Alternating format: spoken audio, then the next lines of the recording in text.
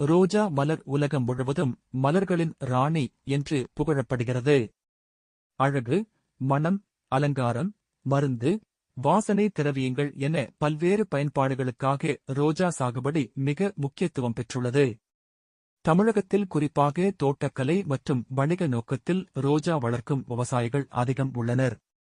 ரோஜா சாகுபடிக்கு ஏற்ற நிலம் மணல் கலந்த களிமண், சுண்ணாம்பு சத்து குறைவான, வடிகால் வசதி கொண்ட நிலமாக இருக்க வேண்டும்.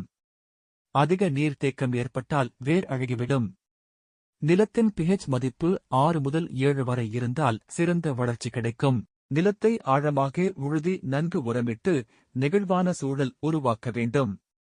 விதை மற்றும் நட்டு முறைகள் ரோஜா வளர்ச்சிக்கு முக்கியமானவை. பொதுவாக ரோஜா செடிகள் கொடி முறையில், கிளை நட்டு முறையில் மற்றும் தாவர கலப்பில் அதிகம் வளர்க்கப்படுகின்றன. கொடியிலிருந்து எடுக்கப்படும் ஆரோக்கியமான கிளைகள் ஈரப்பதம் மிக்க மணல் கலந்த மண்ணில் நட்டு வளர்க்கப்படுகின்றன. மேலும் புதிய வகைகளை உருவாக்க தாவர கலப்பும் பரவலாக பயன்படுத்தப்படுகிறது. ரோஜா செடிகள் நல்ல சூரிய ஒளியை விரும்புகின்றன. தினமும் குறைந்தது 6 மணிநேர நேரடி சூரிய ஒளி கிடைத்தால் மலர்கள் செழித்து வளரும். அதிக நிழல் சூழல் மலர்ச்சியை குறைக்கும்.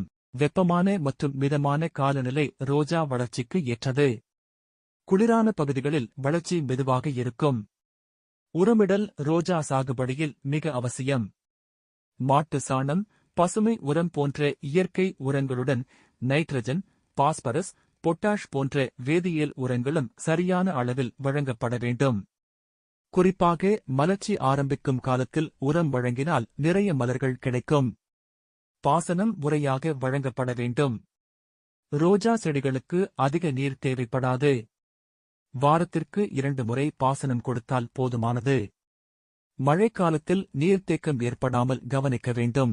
துளி பாசன முறையில் நீர் கொடுத்தால் செடிகள் ஆரோக்கியமாக வளரும். ரோஜா செடிகளுக்கு பூச்சி மற்றும் நோய் தாக்கம் ஏற்படும். குறிப்பாக இலைவண்டு, புழுக்கள் மற்றும் பொடி நோய் அதிகம் தாக்குகின்றன. இதைத் தடுப்பதற்கு இயற்கை பூச்சிக்கொல்லிகள், வேப்ப எண்ணெய் தெளிப்பு மற்றும் உயிரியல் மருந்துகள் பயன்படுத்துவது நல்லது. ரசாயன பூச்சிக்கொல்லிகளை குறைத்து பயன்படுத்தினால் மலர்களின் தரம் மேம்படும். ரோஜா அறுவடை சரியான நேரத்தில் செய்யப்பட வேண்டும். பொதுவாக நட்டு 3 முதல் 6 மாதங்களில் மலர்கள் அறுவடைக்கு தயாராகும். அதிகமாக மலர்கள் பூக்கும் காலம் குளிர்காலமாகும். காலை வேளையில் மலர்கள் பறிக்கப்பட்டால் நீண்ட நேரம் புத்துணர்ச்சி காத்திருக்கும். மலர்களை சேகரித்து மொத்த சந்தை, மாலா தயாரிப்பு, வாசனை திரவிய உற்பத்தி போன்றவற்றுக்கு அனுப்பப்படுகின்றன. ரோஜா மலர்களுக்கு சந்தையில் எப்போதும் தேவை அதிகம். திருமண விழாக்கள், மத வழிபாடுகள், அலங்காரம், ஏற்றுமதி ஆகிய துறைகளில் ரோஜா மிகப்பெரிய வருமானத்தை தரும் பயிராகும். மேலும் ரோஜா இதழ்களில் இருந்து எடுக்கப்படும் எண்ணெய் உலகளவில் அதிக மதிப்பு பெறுகிறது. இது வாசனை திரவியங்களிலும் அழகு சாதனங்களிலும் பயன்படுகிறது.